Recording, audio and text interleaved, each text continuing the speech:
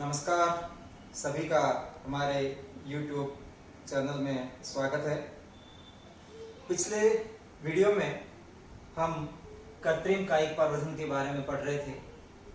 कृत्रिम कायिक प्रवर्धन की 3 विधियां, जिसमें कर्तन और स्तरण या दाब लगाना, इसके बारे में पिछले वीडियो में पढ़ा। आज इसकी तीसरी विधि ग्राफ्टिंग या रोपण के बारे में पढ़ेंगे।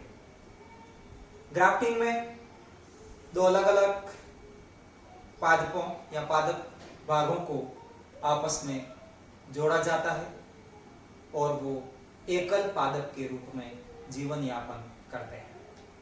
इसमें वह पादप भाग जो निम्न गुणवत्ता वाला होता है, जिसमें जल अवशोषण की क्षमता अधिक होती है, वो आधारीय पादप भाग स्टॉक या स्कंध कहलाता है। दूसरा पादप भाग जो इसके ऊपर जुड़ता है, जो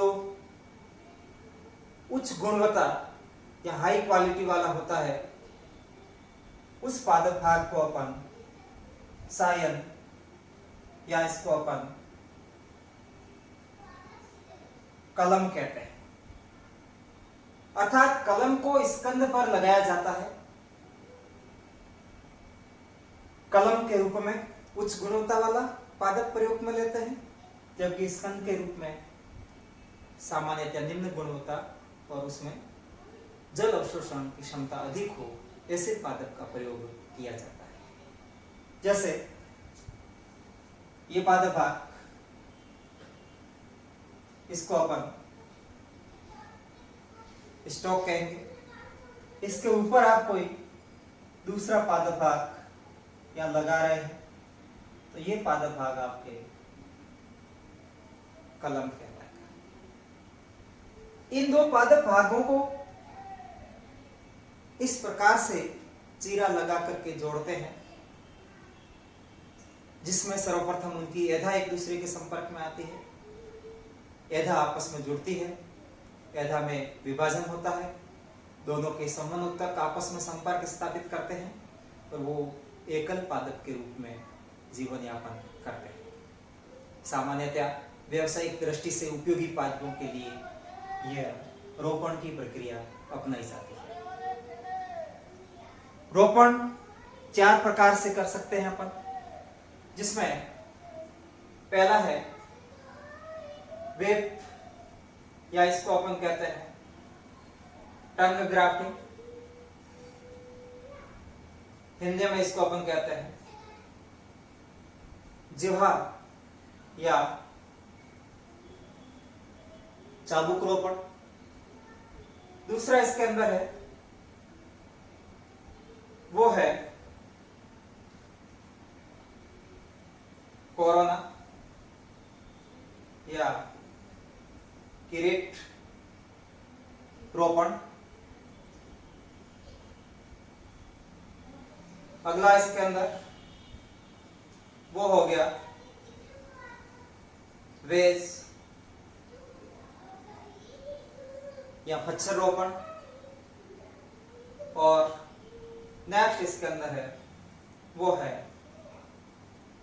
बट या कलिका रोपण। तो 4 प्रकार से रोपण की प्रक्रिया संपन्न करवाई जाती है और कैसे क्या होता है वो अपन इसमें देखते हैं।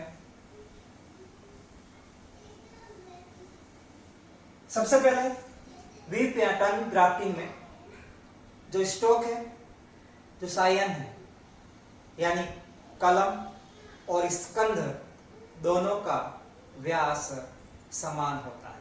जैसे ये कलम है, इसका ये स्टॉक, दोनों का डायमीटर समान होगा।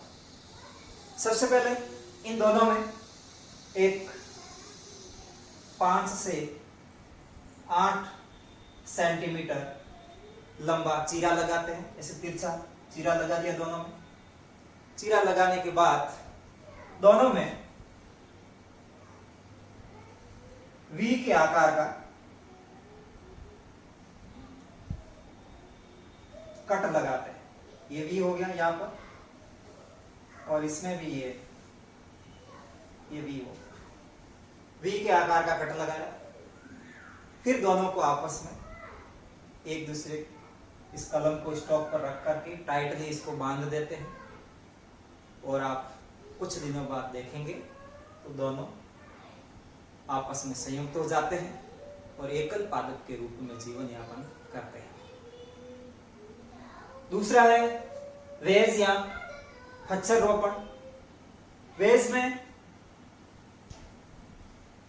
जिह्वा की तरह कलम और स्कंद दोनों का व्यास समान होता है, परंतु फर्क यहां यह है कि जो स्टॉक होता है उस स्टॉक में वी के आकार का चीरा लगाते हैं। ये वी के आकार का चीरा हो गया, परंतु जो कलम है, सायन है, इसमें अपन ऐसे वेज के आकार का, खच्चर के आकार का अपन चीरा लगाते हैं। फिर ये भाग इसके ऊपर रख लेंगे, दोनों को टाइटली बांध देंगे। कुछ दिनों बाद ये दोनों भाग आपस में संयुक्त हो जाते हैं। तीसरा इसके अंदर कोरोना या किरीट।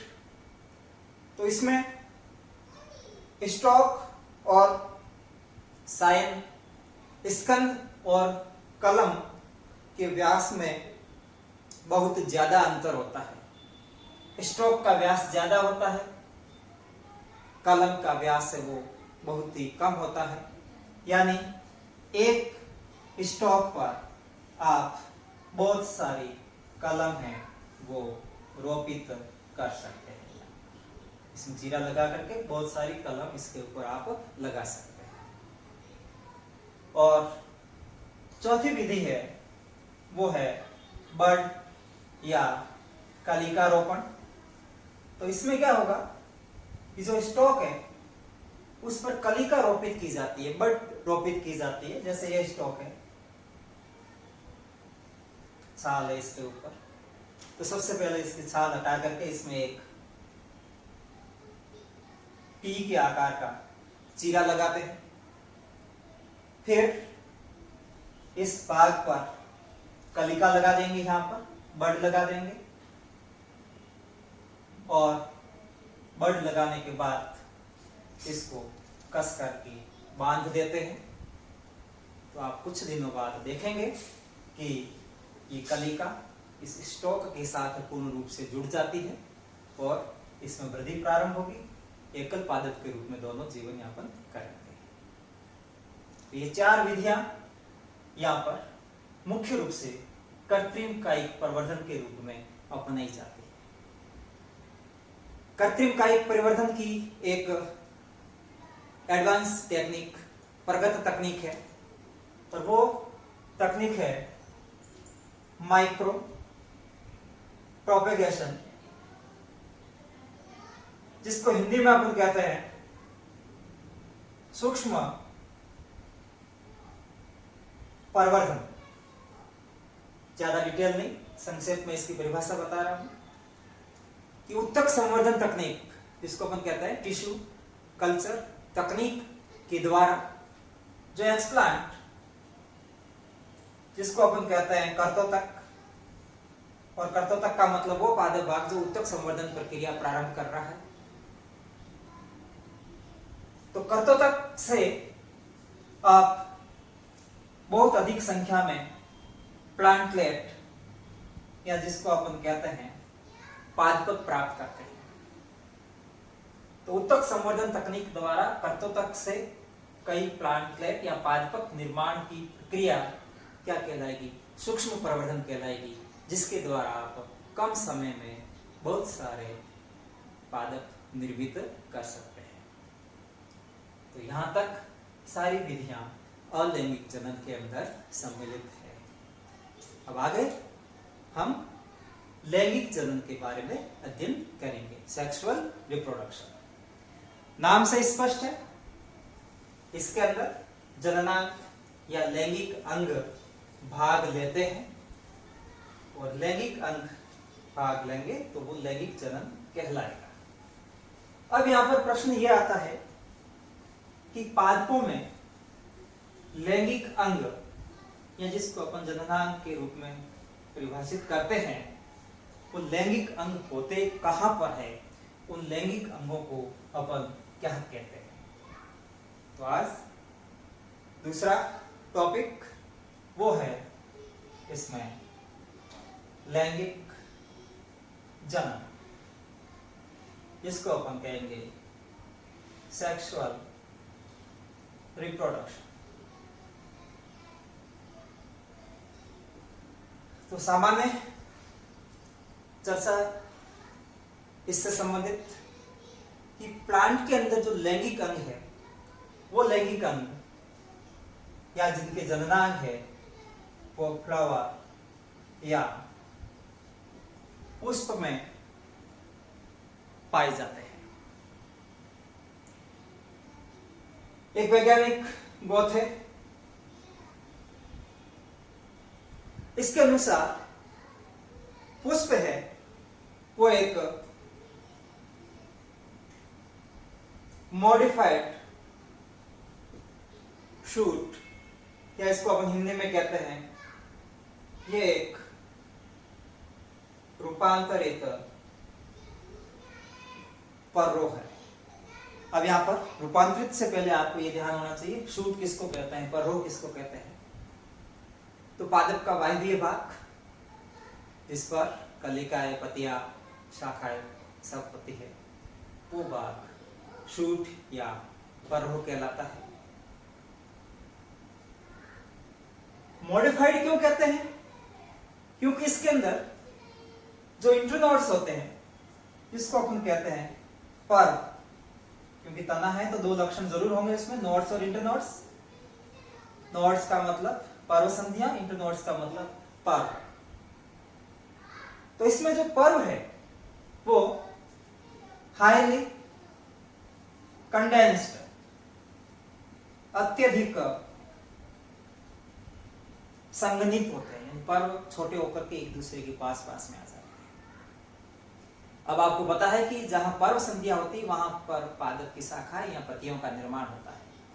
तो पुष्प में भी जो पुष्पीय भाग है, बाह्य दलपुंज, दलपुंज, पुंमंग, जायांग, ये भी पत्तियों का ही रूपांतरण है।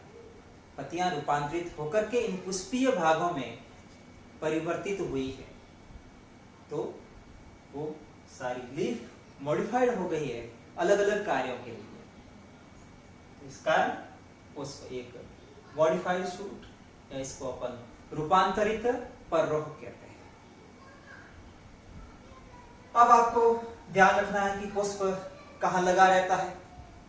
जैसे ये एक डाली है, इस डाली पर ये पुष्प लगा है, ये पुष्प लग गया, तो ये शाखा, ये डाली, इसको अपन कहते हैं मदर एक्सिस, या इसको अपन मातृ अक्ष में, मदर एक्सिस या मातृ अक्ष। तो मातृ अक्ष पर पुष्प का निर्माण होता है।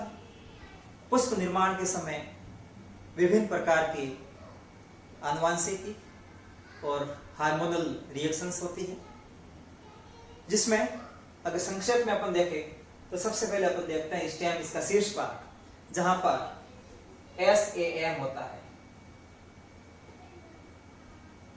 SM का मतलब शूट, एपिकल,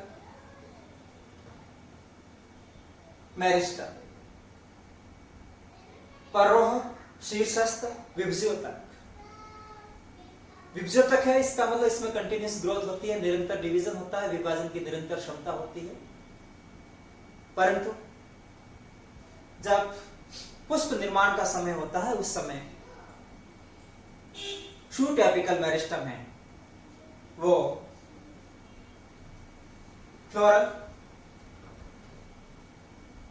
मेरिस्टम में परिवर्तित हो जाता है पुष्पीय विभज्योतक में, और अब उस शाखा की या उस तने की वृद्धि है वो रुक जाती है, ग्रोथ है वो डिटर्मिनेट हो जाती है, निर्धारित हो जाती है उसकी।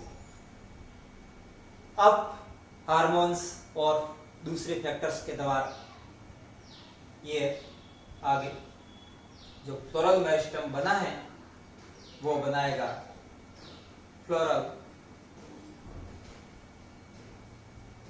प्राइमोर्डिया, जिसको अपन कहते हैं पुष्पीय आद्यक, और इसमें आगे विभाजन विभेदन के परिणाम स्वरूप पुष्प या फ्लावर का निर्माण होगा। एक चीज यहां पर ध्यान रखना, एक हार्मोन, जो आगे हार्मोन वाले चैप्टर में उसकी पूरी डिटेल आएगी, यहाँ पर एक हार्मोन का नाम ध्यान रखना, फ्लोरिजन हार्मोन।